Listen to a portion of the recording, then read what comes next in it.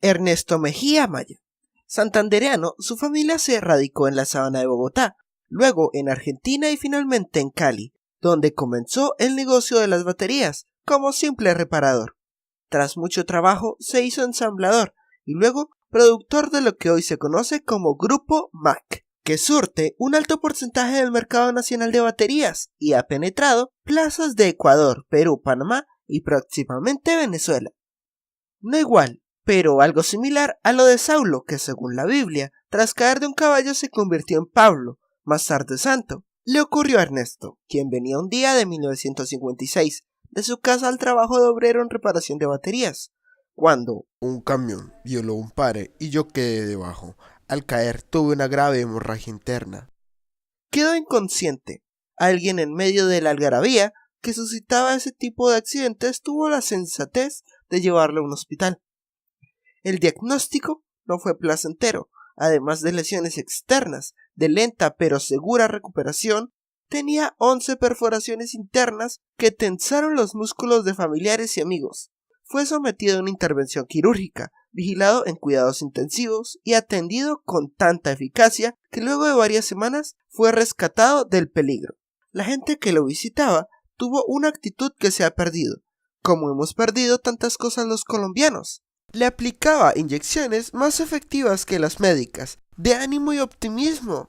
Durante el tiempo que estuvo convaleciente, obró como lo haría cualquier persona normal en esos casos. Se puso a revisar su vida. Cuando se ha estado a medio paso de la muerte y alcanzado a verle de refilón sus misteriosas cuencas, lo menos que puede uno sentir es que le han regalado tiempo extra, una especie de segunda oportunidad para mejorar. Ernesto tuvo la firme intención de que en cuanto estuviera apto para continuar trabajando, buscaría la forma de independizarse y tener algo propio. Pero no sabía exactamente qué. Su intención era realizarse como ser humano, reafirmar su personalidad y ser un ente con voz propia. Era joven todavía, pero ya había alcanzado a probar que eso no es suficiente para descuidarse. Cuando se es consciente de algo, la angustia es peor. Por eso, la gente que goza del espacio de la ignorancia, que no oye, ni ve, ni entiende, es en cierto modo más feliz que los pensantes, porque no se da cuenta de nada. Vive bajo una gigante adormidera, y a duras penas come, duerme, bebe, camina, y hace oficios menores. Ernesto estaba muy lejos de ser uno de esos felices hombres vegetales. Al querer ser dueño de su propio toldo, tropezó con lo que necesita quien quiere caminar solo. No tenía dinero. No podía solicitar créditos porque nadie lo conocía en esa ciudad, Cali, a donde había llegado un año antes procedente de Argentina. Tampoco tenía amigos con suficiencia económica que pudiera servirle de fiadores, ni haberes para respaldar una deuda. En su cama de enfermo le daba vueltas al asunto y en vez de simplificar sus posibilidades futuras, se le complicaban. Era empleado de distribuidora de baterías, de Gustavo Villegas, a donde había llegado por un aviso de empresa que solicitaba los servicios de un técnico en baterías, profesional por entonces bastante escaso en el medio caleño. Le habían ofrecido trabajo en una fábrica de bicicletas, oficio que conocía, con un sueldo bastante bueno, pero prefirió el taller de baterías. Ernesto se presentó con entusiasmo y seguridad. Los 6 años que había vivido en Argentina lo habían provisto de ese espíritu elástico, abierto y confianzudo de los argentinos. De hecho, no se sentía bien de nuevo en Colombia. La familia lo había llevado muy chico, y en ese país austral pasó los años fundamentales de la adolescencia. A Gustavo le agradó la forma de ser de Ernesto, su actitud franca y respetuosa simultáneamente, sus arranques de iniciativa propia y su temperamento racional. Llegaron a un acuerdo y lo contrató como un operario más. Sus jefes inmediatos fueron Eladio Estrada y Diego Mejía Echeverri. El taller quedaba frente a Surtillantas. Su propietario, Juan Jaramillo, que conoció a Ernesto cuando comenzó a trabajar, lo recuerda como un muchacho con acento argentino. Llevaba los pantalones que utilizaba para elaborar raídos y se destacaba entre los demás porque realmente conocía sobre construcción de baterías. Recuerdan que Ernesto era tacañísimo. Comía apenas lo suficiente, no bebía, ni fumaba, ni comía golosinas. no porque tuviera que colaborar mucho en la casa, ni estuviera en terminal de pobreza, ni pretendiera ahorrar para algún negocio. Es que había tenido una moto en Argentina y se había acostumbrado tanto que no podía vivir sin una. Estaba ahorrando para comprarla, cosa que hizo, la misma en la cual se accidentó. Por eso está ahora convaleciente, revisando su vida y pensando qué hacer. Aparte de la distribuidora de baterías de Gustavo Villegas, él tenía también un pequeño taller, un chuzo, como lo dicen ahora, con mezcla de desdén y aprecio, que no le había dado buen resultado. Aún quedaban algunos mostradores llenos de polvo y semivacíos, algunos implementos útiles para la reparación de baterías y la desolación de todo negocio quebrado. Gustavo pensó en el simpático muchacho colombiano con dejo argentino que se había salvado milagrosamente de la agresión de un camión. Le ofreció un tallercito que tenía en la carrera octava con calle 23 frente a la empresa de buses Copetran. Le acepté la oferta, Dice Ernesto, y se lo compré por 4.000 pesos, que inicialmente pagaba con abonos semanales, pero luego le firmé 10 letras, pues era mucha la presión de pagar cada 8 días. Ese fue su despegue. Como ocurre siempre, le tocó valerse de un ayudante y ellos dos solos mantenían la caña. Trabajaban desde muy temprano hasta tarde en la noche, incluyendo días feriados. Andaban sucios de overol, manos y cara, porque inconscientemente se pasaban las manos por las mejillas y les quedaban untadas de polvo, grasa, aceite. Ernesto sabía que la única manera de pagar ese tallercito y ser propietario era esforzándose. Idea fija que le aconsejaba no despilfarrar en parrandas, muchachas y locuras de juventud, sino sacrificarse algo y asegurarse un futuro libre de presiones pecuniarias. Al año era propietario, de un tallercito venido a menos, pero era propietario.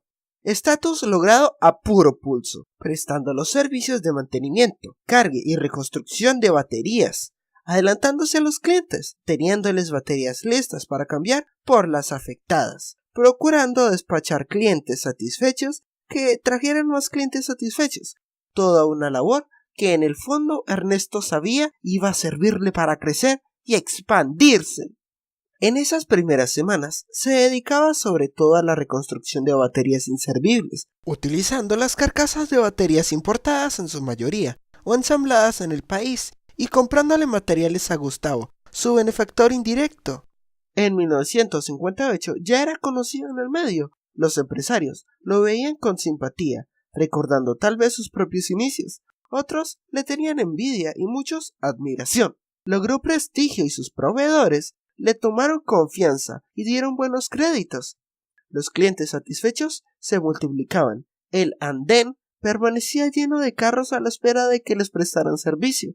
Como el tallercito era insuficiente, consiguió algo mejor y más grande, cerca a donde estaba, y sonrió de satisfacción al pensar que en menos de 2 años había prosperado en casi un 200% en relación a cómo empezó. Le tomó tanta práctica al negocio que su nueva sede comercial le pareció poco usufructuada. La reconstrucción de baterías estaba superada, no la iba a abandonar, pero veía que podía diversificarse, cambiar su orientación, incursionar en otras áreas afines. Se sentó a trazar planes que le permitieran romper las limitaciones de su actual ocupación. Encontró la solución diversificando sus actividades a campos relacionados con lo suyo, el mercadeo de piezas y partes de repuestos para automóviles, con énfasis en lo electromecánico para transporte pesado y de servicio público. Así, lo que había comenzado como un chuzo en cosa de 2 o 3 años era un aparato comercial extenso y dinámico, aunque tampoco la gran empresa que sería más tarde. Manteniendo las proporciones, fue un gran salto de todos modos.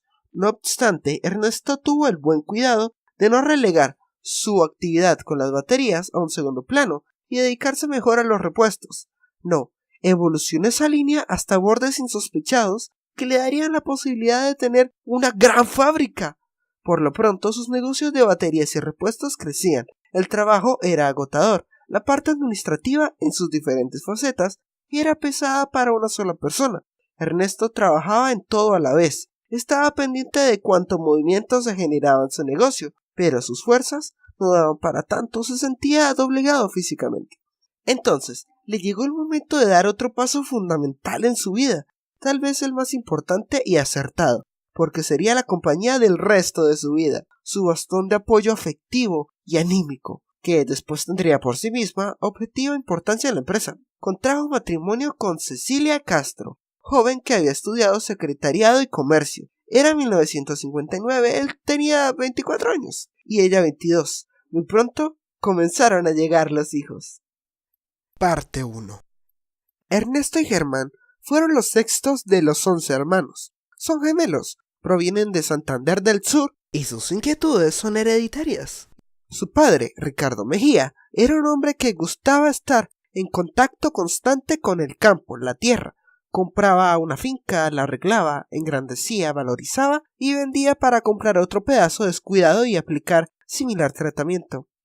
Es raro esto, porque le gustaba mucho la vida mediterránea, pero no se apegaba a ninguna parcela. Tenía un temperamento fuerte, era muy correcto en todo y trabajador. Inconforme, nunca le satisfacía nada y, en algún sentido, era inestable. Por eso de estar cambiando de negocio y lugar de residencia cada vez que le entraba la ventolera. Ana Victoria Amaya siempre fue una mujer muy buena, sumisa como era el comportamiento bien visto en las señoras de su época, de excelente genio, muy aguantadora y trabajadora. Fue la primera esposa de Ricardo y su mejor ayuda. Sus diferencias de carácter fueron complemento mutuo, afirma Ernesto. Estuvieron juntos por más de 50 años. Durante varios años vivieron a medio camino entre Socorro y Charalá. La finca que más recuerdo es Valdepeñas, bajando el Socorro hacia Simacota. En esa región había muchas dificultades para ir a la escuela, y mi papá consiguió una maestra que vivía en nuestra casa hacia 1941 y nos daba clase a todos. En el campo nos asignaban varias tareas: recoger abono, leña, acero, reparar cercas y apartar terneros. Recuerda, Ernesto, cultivaban productos propios de la región y mantenían algunas vacas que facilitaban tranquilidad a la familia. Era una vida sabrosa, de autoconsumo, felices todos, más o menos lo que siempre pretendió Voltaire, en el sentido de que la educación y la formación del ser humano está más en la naturaleza que en las grandes urbes, con sus instituciones. Pero Ricardo no había leído al escritor francés y prefirió atender a las necesidades pragmáticas de su realidad social criolla. Los muchachos ya crecían y no creían en la otra teoría del buen salvaje. Una tía suya falleció y le dejó de herencia una pequeña casa en Chía, pretexto que no desaprovechó su temperamento andariego.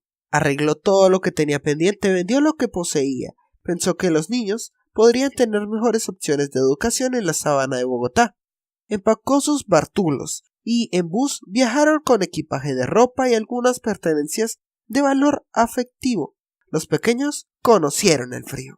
Con el dinero que tenía, Ricardo montó en compañía con Manuel Serrano, tío de Cecilia Castro, quien sería esposa de Ernesto mucho tiempo después, una lechería, moderna para la época porque vendían la leche embotellada.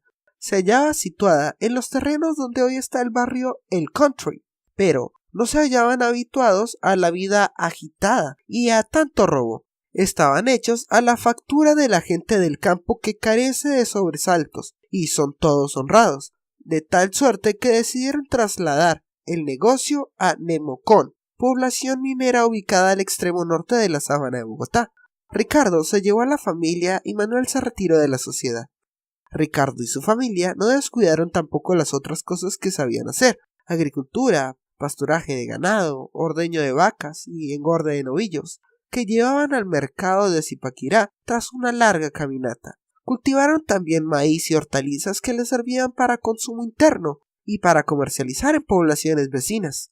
Alfonso Raúl y José Antonio, los hermanos mayores, se fueron para Bogotá, donde hicieron algunos estudios prácticos y académicos y se pusieron a trabajar como asalariados. Los menores, en el tiempo que les dejaba libre la escuela de la localidad, tuvieron que asumir las tareas del campo. Ricardo, Germán y Ernesto se responsabilizaron de madrugar a ordeñar, mientras Ricardo, el papá, se encargaba de cuidar los cultivos. Estamos en 1947. El país tiene un gobierno conservador precedido por Mariano Ospina Pérez, quien ganó las elecciones tras la división del liberalismo por las aspiraciones separadas de Jorge Eliezer Gaitán y Gabriel Turbay. Gaitán ejercía una oposición tenaz y gozaba de bastante prestigio. Gabriel Turbay, desengañado por haber perdido, se había ido a vivir a París. Como ya hemos dicho en otras partes de este libro, Gaitán fue asesinado el 9 de abril de 1948, y ese hecho despertó los rencores hasta entonces medianamente escondidos entre liberales y conservadores. El lector ya sabe que se produjo una matanza entre varios partidarios de ambos bandos, en altas proporciones de guerra civil. Aunque en menor tono que otras áreas rurales, en la sabana de Bogotá se sintió el colapso. La familia Mejía Amaya vio echada a perder su tranquilidad por vivir en el campo, donde más se acentuó esa absurda conflagración que se convirtió en catástrofe nacional. A Nemocón llegó la sombra de sangre y terror, en manos de mineros bastante conflictivos. No se podía salir a ningún lado sin sufrir los rigores del odio partidista. Los niños andaban asustados y los mayores angustiados. Ricardo, como la mayoría de cabezas de familia, se llenó de incertidumbre y desasosiego. En esa región se había establecido años atrás un argentino aventurero, Miguel de Luca, que vendía productos veterinarios. Este señor hablaba maravillas de su país y nos prestaba una revista, La Chacra, que daba buenas referencias de la Pampa y ofrecía buenas posibilidades de vida allá. Mi papá decidió que nos fuéramos a probar suerte en esa nación, porque, según dijo, preferiría que sus hijos fueran peones y no terminaran de bandoleros, dice Ernesto. De manera que así como no le tembló el ánimo para dejar Santander y venirse a la sabana de Bogotá, tampoco pestañó para irse a tierras lejanas, salvo que esta vez el cambio era más radical, como única salida al problema de seguir habitando un país convulsionado y en gran medida anárquico. Solo que esta vez Ricardo no fue tan impulsivo, sino más cerebral y cauto. Se fue primero con sus hijos, Alfonso, Raúl y José Antonio. Cada uno pagó sus propios gastos con los ahorros que tenían. Tomaron un avión de Bogotá a Pasto, continuaron en bus, después en barco y finalmente entraron en tren al país del sur del continente. Tras asombrarse con las altas y estériles montañas atravesadas entre Bolivia y Argentina, llegaron a La Pampa. Las imágenes de la bella comarca del corte de ese país las asociaron simbólicamente a sus esperanzas de tener mejor suerte en un mundo donde se pudiera vivir sin estrés, que era la nota mayor en la Colombia de esos años. El horror que veía fotografiado y leía Ricardo en los periódicos de su patria fue pronto olvidado. En su nuevo contexto quiso revivir los felices años de la finca de Santander, mientras, pensaba, sus hijos concentrarían sus esfuerzos en las muchas oportunidades de empleo que ofrecía ese país. De ilusiones no se vive, pero alimentan, hasta que se estrelló de bruces contra el vidrio de un despertar poco alentador. Las personas que fue conociendo, tanto argentinos como colombianos, le bajaron los ánimos. A finales de 1948, Ricardo regresó a Colombia, desilusionado por no haber podido conseguir trabajo. Alfonso y Raúl se quedaron trabajando en el sector industrial, y José Antonio como contador de un estanciero, hacendado. Ese desaliento desapareció a las pocas semanas de estar en su propio país. La situación en Colombia era peor que antes del viaje, y decidió recurrir a sus sueños amables de un mundo mejor, donde los menores pudieran educarse sin sobresaltos. Durante un año, anduvo de oficina en oficina consiguiendo visas y permisos de residencia, hasta cuando tuvo todo listo y llegó el momento de partir con el resto de la familia para el sur. Viajaron hasta Buenaventura, donde embarcaron con una idea vaga de lo que pretendían hacer en su nueva residencia. Con la incertidumbre propia de todo emigrante, la ansiedad de dejarlo todo atrás y enfrentarse a las circunstancias desconocidas, y sobre todo con el gorgojo que le quitaba al sueño a Ricardo, por cuanto todos estaban poco capacitados para asumir trabajos técnicos. Debía empezar por prepararse para poder competir en el mercado de trabajo. Aun con todo eso, ya estaban en alta mar y no podían volver atrás. En Nemocón vendió todo lo que tenía, como hizo en Santander. Recogió buen dinero, viajamos en bus a Bogotá y allí tomamos un avión de C3 a Cali. De allí fuimos a Buenaventura, nos embarcamos a Valparaíso y finalmente arribamos a La Pampa en tren. Para mí todo era novedad, todo me gustaba y no sentía temor, pues no alcanzaba a comprender la dimensión de nuestra aventura. Dice Ernesto. Cuando pasó por Cali, donde estuvieron pocas horas, se sintió maravillado con esa ciudad. Nunca pensé que sería nuestro lugar de regreso, pero tal vez, por ser tierra caliente, me recordaba el lugar donde nacimos. Durante toda su vida, Ricardo había sido agricultor y ganadero, y a esas alturas de su vida no estaba dispuesto a cambiar de oficio. Su hijo, José Antonio, trabajaba como contador de un estanciero, que tenía sus oficinas en Buenos Aires, y allí se enteró que necesitaban un administrador para la estancia La Prosperidad, dedicada a la cría de cerdos para exportación, en Junín, en la Pampa Húmeda, provincia de Buenos Aires, cargo que le dieron a Ricardo. Cerca compró una finca donde la familia pudo vivir como le gustaba, sembrando y cuidando árboles frutales, criando gallinas, manteniendo algún ganado. Los hijos crecían e iban conociendo oficios en el sector industrial de la región, en donde se enganchaban. Esa relación con una cultura industrialmente avanzada respecto de nuestro país tiene su explicación. Hacia 1946 había llegado a Argentina muchos inmigrantes europeos con mentalidad de industriales y con deseos de establecer en ese país lo que en Europa habían perdido por la guerra. El presidente Juan Domingo Perón, con su gobierno populista, sacó a la gente del campo para que se dedicara a la industria, pues quería que Argentina fuera una gran potencia, con lo cual descuidó una parte muy importante de la economía interna, afirma Ernesto. La región de Junín, donde se establecieron, no era propiamente un núcleo industrial, pero sí se presentaban los rudimentos de una industria satélite de la gran industria, que consistía en multitud de pequeños talleres dedicados a la reparación de artefactos mecánicos y eléctricos, producidos y demandados masivamente por la población argentina. El problema del trabajo y de los ingresos familiares no fue de fácil solución. La legislación argentina prohibía el trabajo de menores de cierta edad, o que no hubieran cursado un nivel mínimo de educación primaria. Era una forma de obligar a la gente a posponer el trabajo, hasta no alcanzar un nivel válido de capacitación. Ese fue un obstáculo para ellos, que necesitaban de todos los brazos disponibles para conseguir fondos que afianzaran su patrimonio. Ricardo, el cuarto hijo, había entrado a un seminario, y las niñas estaban dedicadas por completo al estudio. Ernesto y su hermano gemelo, Germán, recibían una educación similar a la colombiana, que contradecía en parte uno de los objetivos del viaje, darles una educación mejor y más dinámica, y capacitarlos para generar ingresos a la familia. Después de mucho pensarlo, se llegó a una solución aceptable en términos de dinero y de legislación laboral. Mientras se iban capacitando en términos de educación tradicional, Ricardo los colocó como aprendices de talleres en industrias cercanas de donde vivían. Ernesto, y hay que decirlo precisamente para que se comprenda un poco mejor por qué está donde está, tenía un temperamento más calmado que el de sus hermanos. Desde joven se distinguió por su habilidad para absorber conocimientos del medio que lo rodeaba, aunque compartía con todos el placer de aventurar y llevar a cabo nuevas ideas.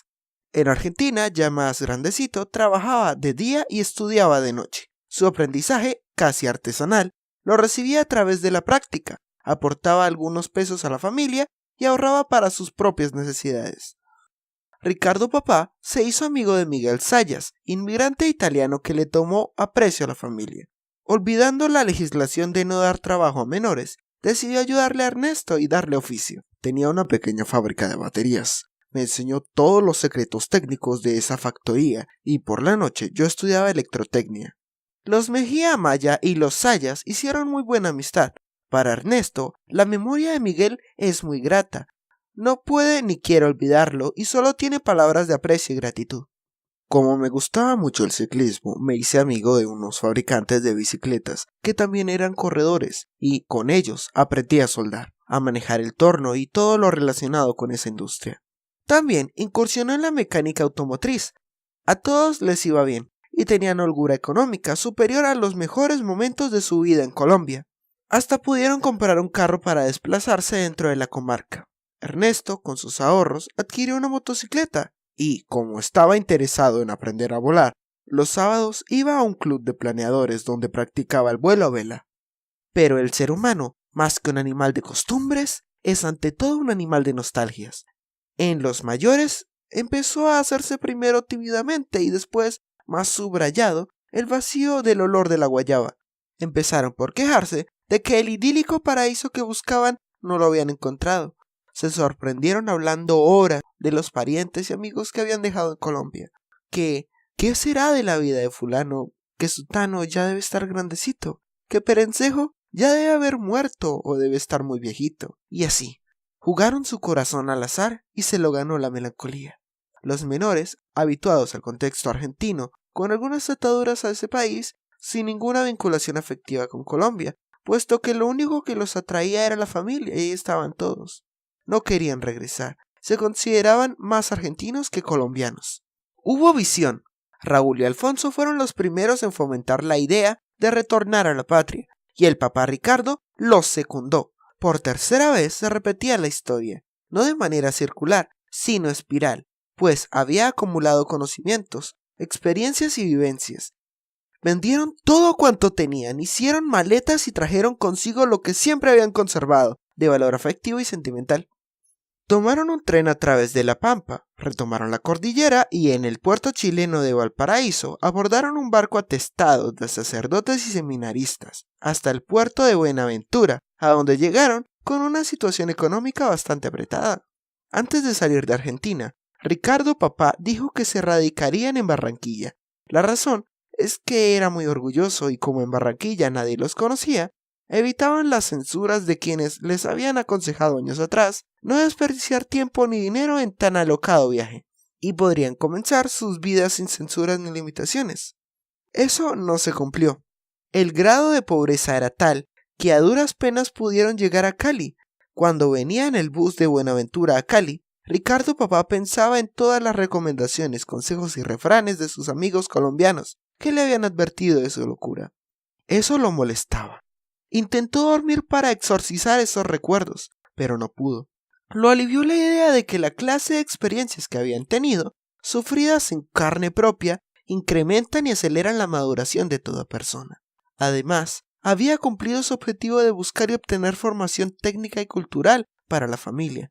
Cada cual aprendió algo que le sirvió para conseguir empleo rápidamente en Cali, en días de difícil enganche laboral.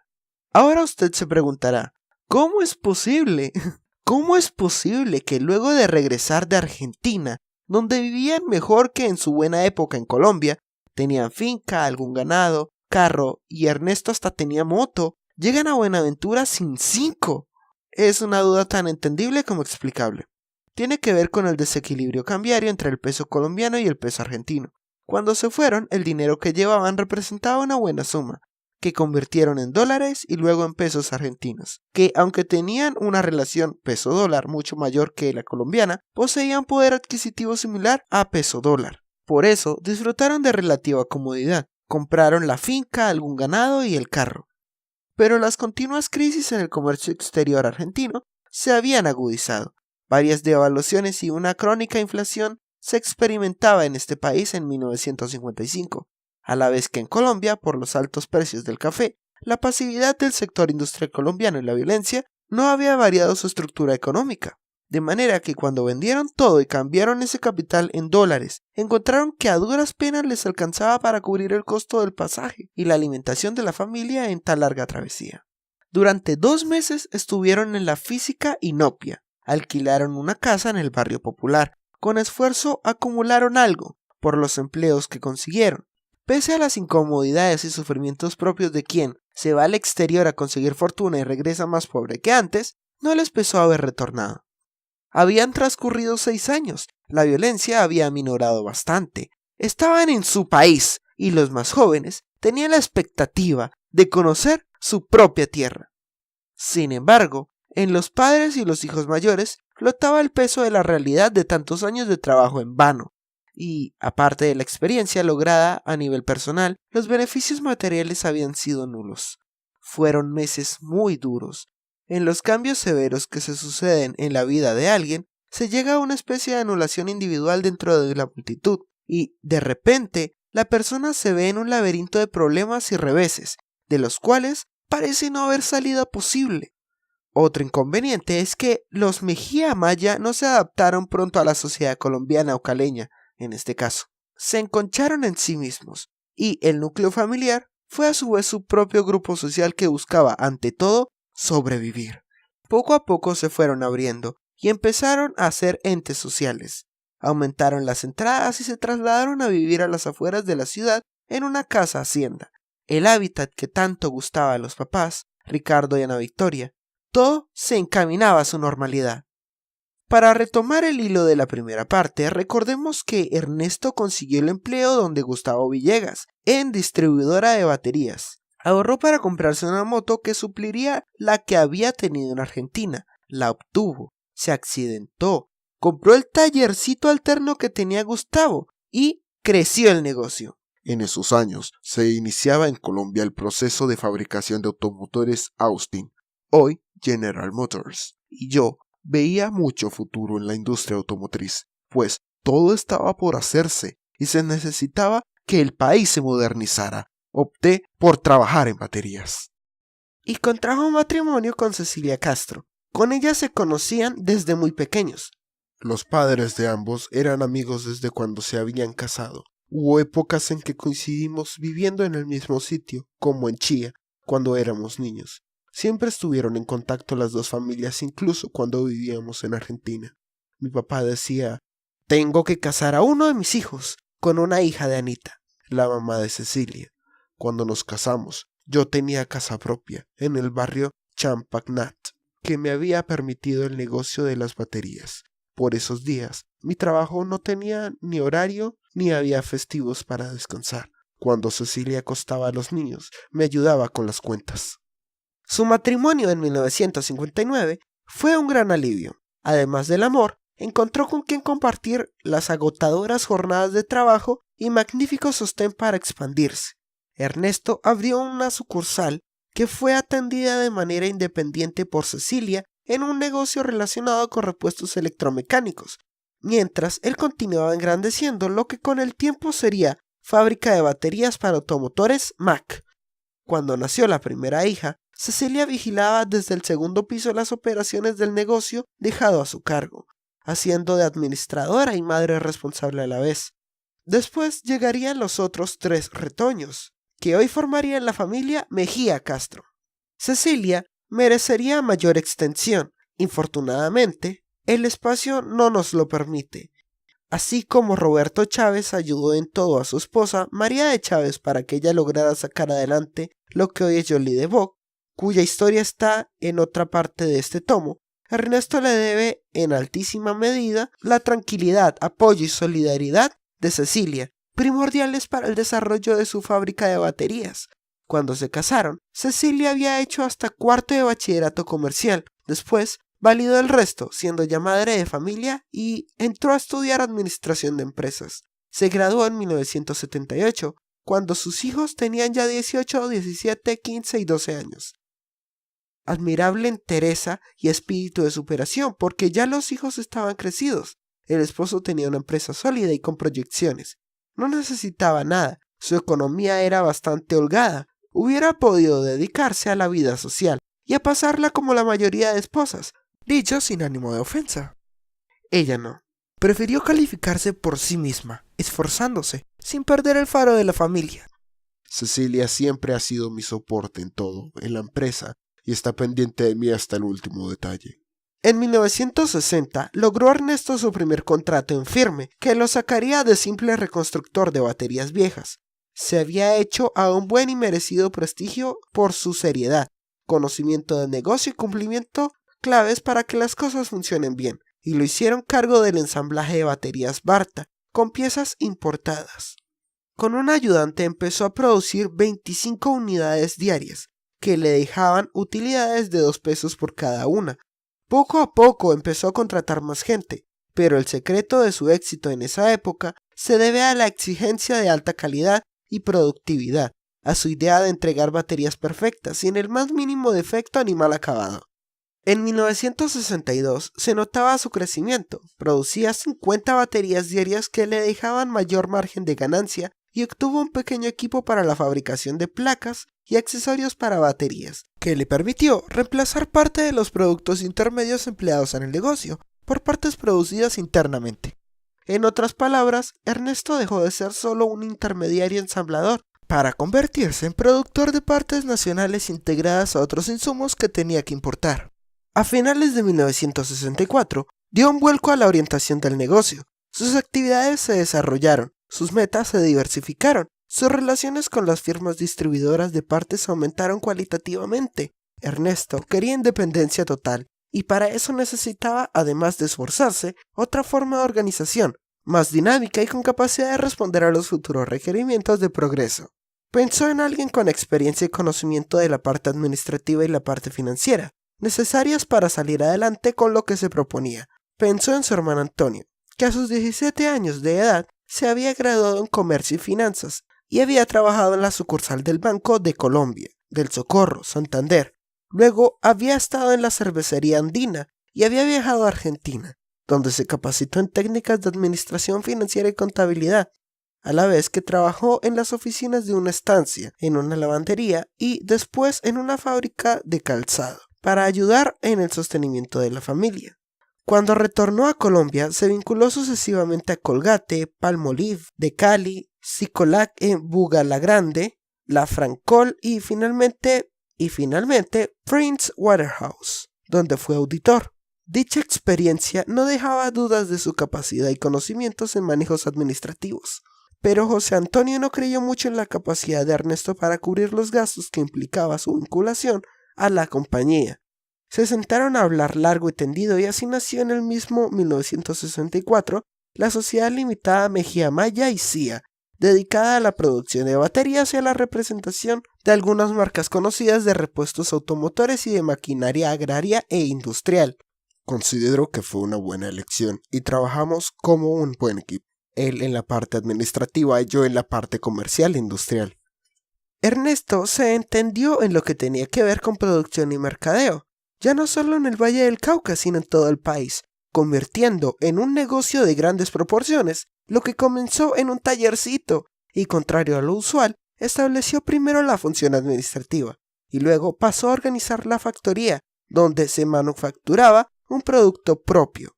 Se dieron en la compañía, de manera casi espontánea, todas las funciones de la administración moderna: planeación, organización, jerarquización, dirección, control e innovación. Cada quien fue consciente de sus funciones y de las responsabilidades específicas de su cargo. Antes de la llegada de José Antonio, Ernesto compartía con los obreros de tú a tú, porque ese era su temperamento. Pero José Antonio comenzó por ponerle orden a eso, estableciendo la indispensable jerarquización de las funciones. Se impuso una estructura ajena a las relaciones amistosas y confianzudas entre el fundador de la empresa y sus operarios, cuidándose mucho de no herir el amor propio de los obreros y evitando toda clase de tensiones. Tras eso, vino la organización y sistematización de todo el andamiaje financiero y administrativo. Se creó el departamento de contabilidad. Se delegó funciones relativas al control de compras, ventas, manejo de nacientes sucursales, de manera que al poco tiempo había un equipo ágil y dinámico, capaz de respaldar el funcionamiento creciente de las múltiples actividades, cada vez más lejos del antiguo tallercito donde trabajaba Ernesto con un solo ayudante. Cuando se consolidó esto, se dieron cuenta de que el local ya no era suficiente debido al mismo dinamismo de la firma, y se diseñó un proyecto de vastas proporciones cuyo objetivo era evitar continuos cambios de sede. Dentro de su imparable crecimiento, 1969 fue un año clave. Yo había sido distribuidor de baterías y collantas y llegué a ser el mejor distribuidor del occidente del país. A ellos no les interesaba seguir en ese negocio, pues económicamente no tenían buenos resultados y su experiencia era básicamente en llantas. Fui muy buen amigo de los directivos de la compañía, quienes viendo mis capacidades me ofrecieron todos los equipos y materias primas, con 7 años, para cancelarles. Ernesto y José Antonio no se hicieron repetir la propuesta y adquirieron los equipos. El gerente general de Icollantas, Francisco de Abrisqueta, simplificó la operación y les colaboró enormemente durante varios años, además de que les brindó cooperación, respaldo y amistad. Ya podían sentirse verdaderamente independientes y a partir de entonces otra fue la imagen y la solidez de Mejía Maya y Cía. El siguiente paso fundamental fue dejar el taller de ensamblaje y montar una verdadera fábrica, productora de artículos propios, ahora comerciables a través de una red de mercadeo completamente nueva, más dinámica y activa que la anterior, como única manera de garantizar salida a sus nuevos productos. No era nada sencillo entrar a competir con marcas respaldadas por fabricantes extranjeros, sobre todo en un área relativamente sofisticada como la de piezas y partes para automotores, dominada tradicionalmente por la industria norteamericana, asociada con los conceptos de calidad y duración.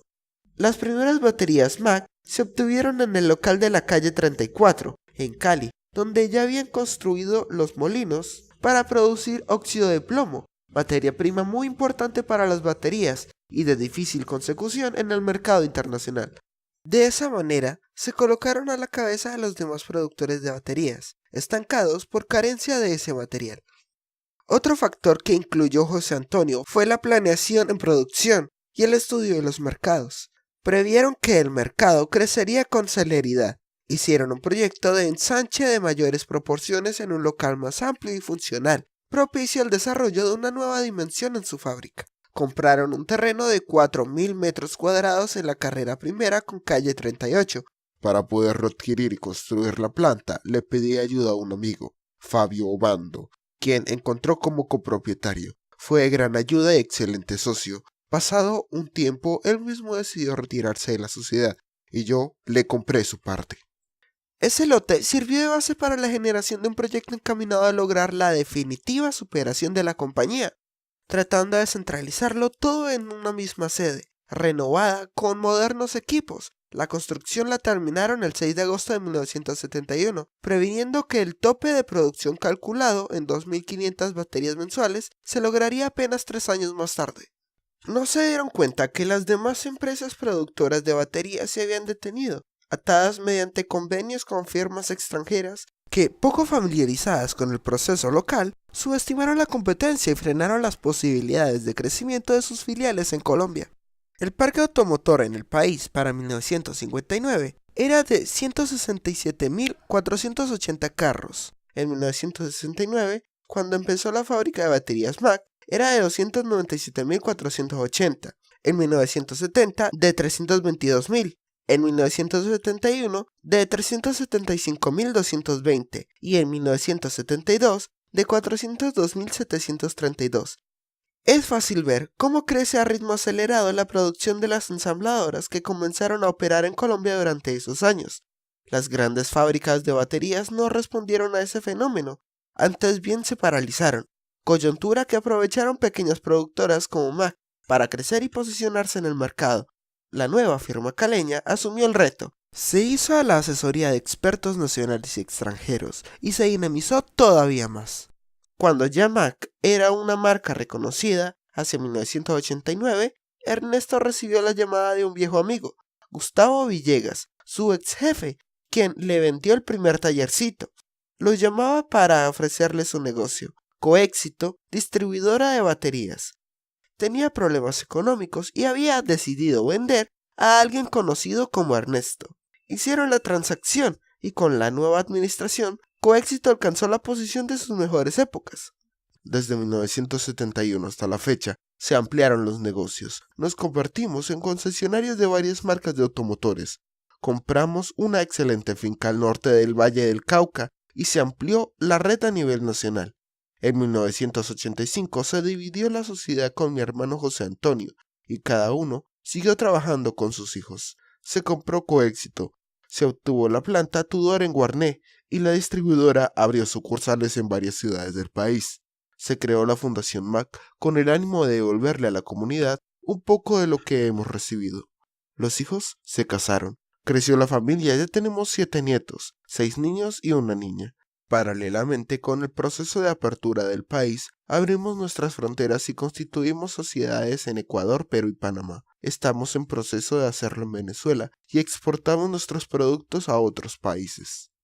Y como en todo negocio próspero, ¿qué mejor opción que trabajar con la familia? Mis hijos son María Fernanda, quien se desempeña como auditora corporativa de las empresas del grupo. Diego, quien trabaja como vicepresidente de operaciones y tiene a su cargo la parte industrial y comercial. Luis Ernesto, vicepresidente administrativo. María Consuelo, arquitecta, la única que no trabaja en la compañía. Labora en diseño con el esposo de María Fernanda, que es constructor. Ernesto aconseja a los microempresarios buscar fortalecer su parte administrativa con las herramientas que tenga disponibles. Él es un artista, tiene el arte, pero no sabe administrarlo. Y en eso radican sus fracasos. Yo tuve la fortuna de contar con mi esposa Cecilia, con mi hermano José Antonio y ahora con mis hijos colaborando en esa área. Cuando los negocios crecen, hay que ponerles control. Ernesto es accesible, muy activo y con voz y espíritu de joven. Le gusta volar, cabalgar, caminar, viajar y siente especial fascinación por el mar. Por los años que vivió en Argentina le gustan los tangos, también las rancheras y la música colombiana. Lee mucho sobre economía, biografía de personajes célebres y sobre cambios tecnológicos. Es impaciente, todo lo quiere de inmediato, no acepta responsabilidades y detesta la deslealtad. Sus empresas generan actualmente 1.500 empleos directos y más de 5.000 indirectos. Producen 70.000 baterías al mes y materias primas que comercializan. Tienen grandes expectativas. Hace apenas 3 años están en el mercado externo y han tenido gran aceptación. Sus esperanzas a corto plazo son consolidar sus operaciones en el Grupo Andino y en el Caribe, y continuar siendo líderes en el mercado nacional.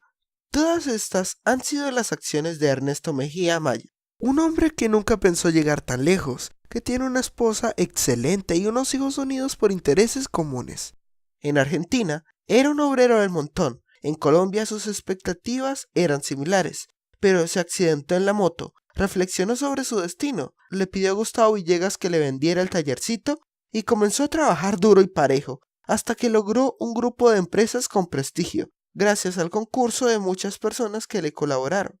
La pregunta es, ¿y qué tal que no se hubiera accidentado en la moto? Y yo por mi parte pregunto, ¿en serio necesitamos que un evento tan catastrófico nos pase para tener que cambiar nuestras expectativas, nuestros sueños o nuestra actitud ante la vida? No quiero tener que pasar por un evento traumante, simplemente tengo que pensar en el hecho de que no tengo que experimentar lo malo para querer cambiar las cosas malas que hay en mi vida, o lo que no me deja progresar. Gracias y espero nos veamos en el siguiente video.